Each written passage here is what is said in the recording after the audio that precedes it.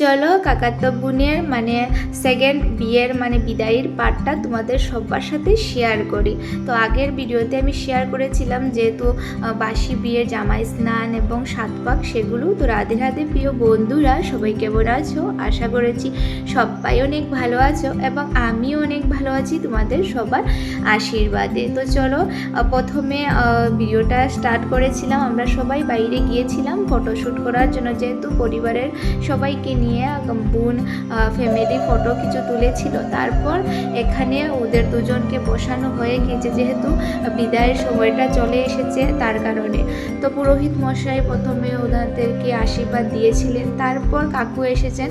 তো দেখতে পারবে এখানে কাকু আশীর্বাদ দেওয়ার পর কাকিমণি এবং আমার মা সবাই একসাথে মিলে পাঁচজন মানে বরবধূকে আশীর্বাদ করছেন। আর মেয়ের জীবনে এই যে মুহূর্তগুলো ভীষণ কষ্টের হয়, তোমরা তো সবাই জানতেই পারবে। আর বাবার ঘর ছেড়ে যাওয়ার মানে কষ্টটা কতটাই হয় সেটা আর মানে কাউকে বোঝানো যাবে না।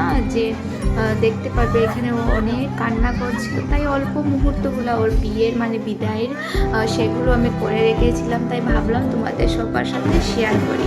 তো একে একে করে সবার আশীর্বাদ হয়ে গিয়েছে। আর এই মুহূর্তটা এতটাই কষ্টের কি বলবো। তো সবাই এখানে রয়েছেন পরিবারের, ওকে মানে গাড়িতে রাস্তার সামনে সবাই ওর সাথে যাবে যেহেতু সন্ধ্যাবেলা বিদায়ের মুহূর্তটা হয় আর সবাই এখন ওকে নিয়ে যাচ্ছে। তো দেখতে পারবে এই মুহূর্তগুলো মানে আমি অল্প তোমাদের সবার সাথে শেয়ার করলাম। আর তারপর আমরা সবাই ওকে মানে গাড়িতে দিয়ে সামনে থেকেই আমরা আবারও ঘরে চলে এসেছি। এতটাই দুঃখ হচ্ছিল কি বলবো।